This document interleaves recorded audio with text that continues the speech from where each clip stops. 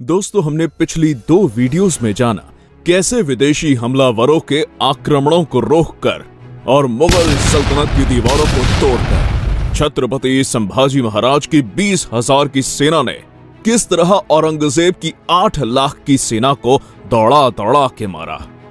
जहां पर मुगल मिलते वहीं पर मराठे उन्हें चीर फाड़ कर रख देते। आखिर में मुगल भी सोचने पर मजबूर हो जाते कि काश हम भी मराठा होते। 17वीं सदी में मुगल सल्तनत को सिर्फ 2 ही चीजों से डर लगता था। पहला, जंगल में शेरों से, और दूसरा दक्खन के मराठों से। तो दूसरी तरफ पूरे हिंदुस्तान पर मुगल सल्तनत का परचम लहराने का सपना देखने वाला औरंगजेब लाखों की तादाद में मुगल सैनिकों को घोड़े हाथी देकर दक्खन की तरफ भेजता। मुगल सैनिक आते तो घोड़े हाथी पर, लेकिन जाते 4 लोगों के कंधों पर। मराठों ने किसी को भी नहीं छोड़ा, सबको घसीटा। इस तरह मराठों के हाथों बार बार पिटने के कारण औरंगजेब पूरी तरह से बर्बाद हो चुका था। इसलिए गुस्से में आकर उसने मुगल सल्तनत का ताज उतार के फेंक दिया और कसम खा ली कि जब तक वो संभाजी महाराज को पकड़ नहीं लेता तब तक मुगल सल्तनत का ताज वो अपने सर पर नहीं पहनेगा। और अपनी लाखों की फौज लेकर वो दक्खन में जा उतरा। लेकिन महाराष्ट्र के सह्याद्री पर्वतों की सैर करना मुगलों की औकात से बाहर था, क्योंकि सह्याद्री पर्वतों की सैर सिर्फ 3 ही लोग कर सकते थे। पहला बाघ, दूसरा तूफान और तीसरे मराठे। इन तीनों के अलावा सह्याद्री पर्वतों पर चढ़ना किसी के लिए भी संभव नहीं था। सह्याद्री पर्वतों की हर एक खुफिया जानकारी मराठों को पता थी, इसलिए मराठे कहीं से भी आकर मुगलों को जंगलों के बीच में घेर कर मौत की नींद सुलाते थे। इस तरह मराठों ने मुगलों को काट काट कर मौत का तांडव मचा दिया था। थके हारे औरंगजेब को समझ नहीं आ रहा था कि कैसे रोके इन मराठों को, इसलिए वो गुस्से से गरज पड़ा, या अल्लाह, क्या खिलाते हैं ये मराठे अपने बच्चों को? क्यों पैदा नहीं होते उनके जैसा एक भी शख्स हमारे सल्तनत में? सह्याद्री के पर्वत ऊंचे ऊंचे और चारों तरफ से जंगलों से घिरे हुए थे। इसी कारण औरंगजेब की सेना सह्याद्री पर टिक नहीं पाती थी। इसलिए औरंगजेब ने एक तरकीब लगाई। शंभू राजे के खिलाफ दूसरे हिंदू राजा को खड़ा कर दिया। वो जाके सीधा महेश्वर के राजा चिक्का देवराय के साथ मिल गया। उसे लगा कि उत्तर से मुगल सेना और दक्षिण से महेश्वर की सेना मराठों को घेर लेगी तो हम आसानी से मराठों का सफाया कर सकते हैं। लेकिन इस बात की भनक जब संभाजी महाराज को लगी तो उन्होंने महेश्वर के राजा चिक्का देवराय को काफी समझाया। लेकिन चिक्का देवराय औरंगजेब का मित्र था। इसी वजह से उसने संभाजी महाराज द्वारा भेजा गया सुलह के प्रस्ताव को ठुकरा दिया और 3 मराठा सरदारों के सर काटकर श्रीरंगपट्टनम के द्वार पर लटका दिए। ये खबर जब छत्रपति संभाजी महाराज को पता चली तो प्रतिशोध लेने के लिए संभाजी महाराज ने त्रिचनापल्ली के किले पर घेराबंदी कर दी और महेश्वर राज्य पर हमला कर दिया। अब महेश्वर के सेना और मराठा सेना के बीच एक भयंकर युद्ध छिड़ गया। मराठे हर हर महादेव की घोषणा देकर महेश्वर की सेना को चीरते हुए आगे बढ़ रहे थे। मराठों ने महेश्वर की सेना पर अग्नि बाणों से प्रहार किया, जिसमें चिक्का देवराय की सेना और उनकी सारी सामग्री जल के खाक हो गई। अंत में मराठों का यह भयानक रूप देखकर चिक्का देवराय ने मराठों के आगे अपने घुटने टेक दिए। चिक्का देवराय संभाजी महाराज से इतना डर चुका था कि युद्ध भरपाई की रकम देने के लिए वो सामने आया ही नहीं, बल्कि अपने छोटे भाई को आगे कर दिया। इस तरह छत्रपति संभाजी महाराज ने महेश्वर के राजा चिक्का देवराय को भी ठिकाने लगा दिया। उस समय पूरे दक्षिण भारत में किसी की हिम्मत नहीं थी जो संभाजी महाराज से टक्कर ले सके।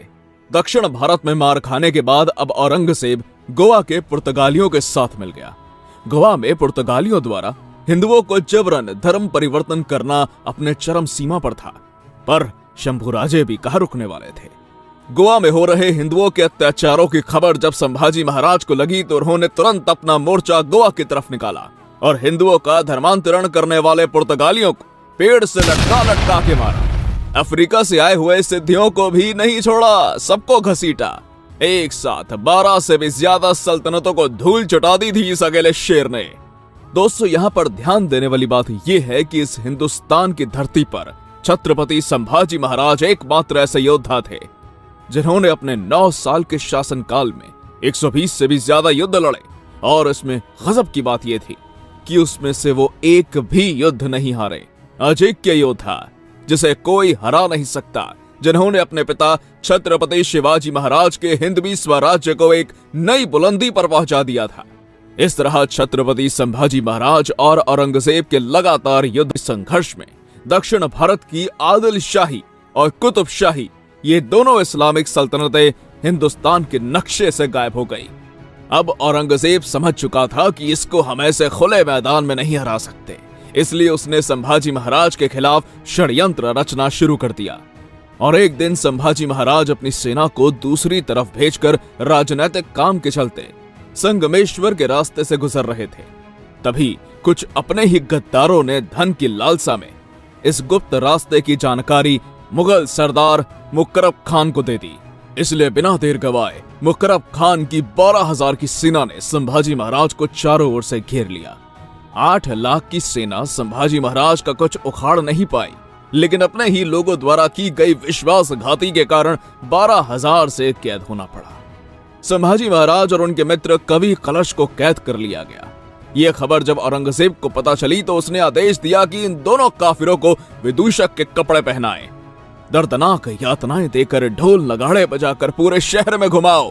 कोई उन पर पत्थर फेंकता तो कोई तलवार से उनके शरीर पर घाव करता, तो कोई नाखून से उनके शरीर को नोचता, तो कोई ऊंट की पूंछ को मरोड़ देता।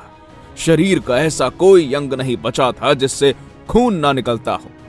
जिस किसी भी हिंदू ने इस भयानक मंजर को देखा उसका दिल दहल गया। अगले दिन संभाजी महाराज को औरंगजेब के सामने लाया गया, लेकिन संभाजी महाराज बिना डगमगाए सीना तान के औरंगजेब के सामने खड़े थे। तभी मुगल सरदार बोला, झुक जाओ आलम पनाह के सामने। इस पर संभाजी महाराज के मित्र कवि कलश बोले, राजा है वो, झुकेंगे नहीं, झुकाएंगे। औरंगजेब बोला, खामोश।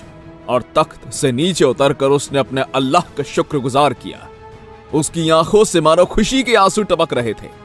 ये सारा नजारा देखकर छत्रपति संभाजी महाराज अपने मित्र कवि कलश से बोले, कवि जी, इस प्रसंग पर तुम्हें कोई कविता सूझती है?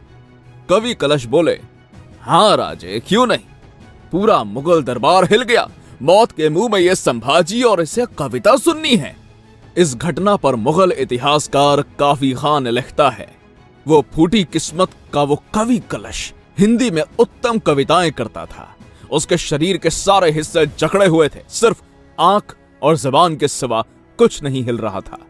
ऐसी अवस्था में भी उसने एक कविता बोली थी जो कुछ इस प्रकार थी, यावन रावण की सभा शंभु बंध्यो बजरंग, लहू लसत सिंदूर सम खूब खेलियो रणरंग, राजन हो तुम सांचे खूब लड़ियो तुम जंग, त्यो तुम तप तेज निहार के तख तेजो अवरंग।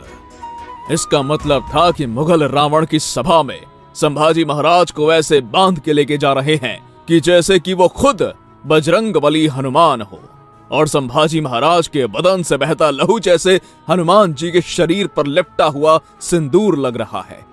शंभू राजे, क्या लड़े हो आप जंग, क्या आपका शौर्य, क्या आपका पराक्रम, क्या आपका तेज। आपका ये तेज देखकर औरंगजेब खुद अपने सिंहासन को त्याग कर आपके सामने घुटने टेक कर बैठा है। ये शब्द सुनकर औरंगजेब गुस्से से गरज पड़ा और उसने आदेश दिया कि ले जाओ इन दोनों को हमारे नजरों के सामने से और डाल दो कारागार में। औरंगजेब हर रोज आता और संभाजी महाराज से सवाल करता, तुम्हारा खजाना, हीरे जवाहरात, संपत्ति कहाँ रखी है, हमें दे दो। हमारे कौन कौन से आदमी तुम्हारे साथ मिले हुए थे उनका नाम बता दो। मराठा साम्राज्य को हमारे हवाले करके हमारे गुलाम बन जाओ, और हाँ, इस्लाम कबूल करोगे तो आज ही जीवित बचोगे। लेकिन इस पर छत्रपति संभाजी महाराज का जवाब कुछ इस तरह था, धर्म मतलब आस्था, और आस्था बदली नहीं जाती औरंगजेब। संभाजी 1000 बार जिएगा, 1000 बार मरेगा, मगर हिंदू धर्म नहीं छोड़ेगा। तभी औरंगजेब बोला, अरे कैद में तू है या मैं? तुझे हमसे डर नहीं लगता संभाजी? संभाजी महाराज बोले, नहीं औरंगजेब, हमें किसी से डर नहीं लगता, लेकिन हमारी वजह से सबको डर लगता है। औरंगजेब गुस्से से आग बबूला हो गया और उसने आदेश दिया कि इन दोनों को कड़ी से कड़ी यातनाएं दो। इसलिए अब धीरे धीरे संभाजी महाराज की खाल को खींचा गया। दर्द ज्यादा हो इसलिए जख्मों पर नमक डाला गया, मिर्च को आंखों में डाला गया, बालों को खींचा गया, शरीर से मांस के टुकड़े निकालकर कुत्तों को खिलाया गया, उंगलियां काटी गई, हाथ काटे गए, जलती हुई गर्म लोहे की सिलियां को आंखों में घुसाया गया, जबान काटी गई। हर रोज उनके शरीर के एक एक अंग को काटा जाता। 40 दिन तक औरंगजेब की हैवानियत का यह सिलसिला चलता रहा। अब संभाजी महाराज ने अन्न जल त्याग कर दिया। पहरेदारों के लाख समझाने पर भी संभाजी महाराज ने उनकी एक नहीं सुनी। संभाजी महाराज का समय अब निकट आ चुका था, इसलिए पहरेदारों ने यह बात जाकर औरंगजेब को बता दी और 11 मार्च 1689 को फाल्गुन अमावस्या के दिन संभाजी महाराज को फिर से औरंगजेब के सामने लाया गया। दरबार में उपस्थित मुल्ला मौलवी काजी कहने लगे कि संभाजी महाराज को जीवित रखना मतलब खतरे से खाली नहीं है, इसलिए इसे जल्द से जल्द खत्म कर दो। और आखिरी बार औरंगजेब कहने लगा, संभाजी मान लो हमारी शर्तों को, इस्लाम कबूल कर लो, जीवित छोड़ दूंगा। लेकिन संभाजी महाराज अपने धर्म और स्वाभिमान के मार्ग से थोड़े से भी पीछे नहीं हटे और अंत में औरंगजेब कहने लगा, संभाजी महाराज हार गया मैं तेरे सामने। अगर मेरा एक भी बेटा तेरे जैसा होता ना संभाजी, तो हिंदुस्तान क्या मैं पूरी दुनिया पर अपने जीत का परचम लहराता। और औरंगजेब के आदेश पर अब संभाजी महाराज को हाथी के पास लाया गया।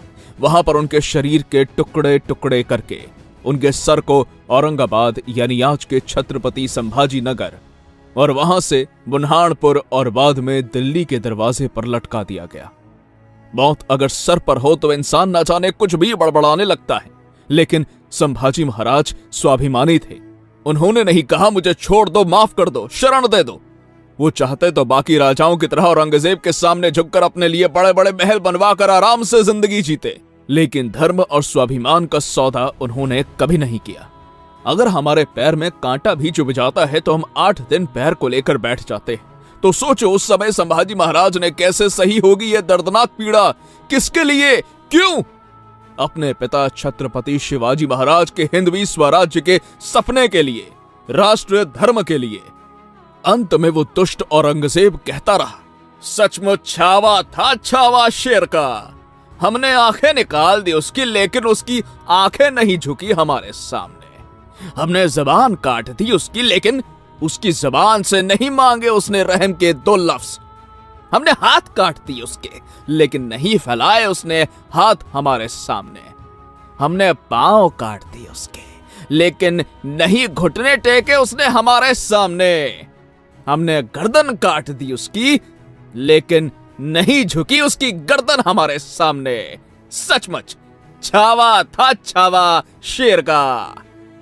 या अल्लाह, होंगे कामयाब कभी, ऐसे ही लौटना पड़ेगा खाली हाथ। देश धर्म पर मिटने वाला शेर शिवा का छावा था।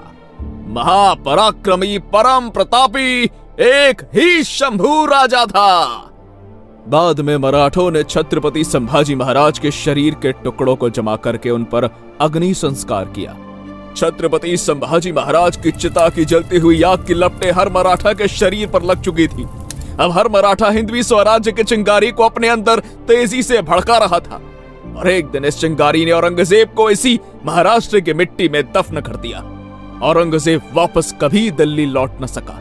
मराठे यही नहीं रुके, उन्होंने पूरे मुगल सल्तनत को हिंदुस्तान के नक्शे से गायब कर दिया। औरंगजेब के क्रूर मुगल साम्राज्य का अंत मराठों ने कर दिया था। पुणे से शुरू किया गया मराठा साम्राज्य का तूफान आगे चलकर अफगानिस्तान की सीमा तक जाकर भिड़ गया। इतने बड़े हिंदू साम्राज्य का निर्माण करने का कारनामा इतिहास में मौर्य और गुप्त साम्राज्य के 1000 साल बाद सिर्फ मराठों ने ही करा। दोस्तों, आज के लिए इतना ही। मिलते हैं अगली वीडियो में नई जानकारी के साथ। अगर वीडियो पसंद आई हो तो लाइक करें, कमेंट करें और हाँ, चैनल पर नए हैं तो सब्सक्राइब करना मत भूलिएगा।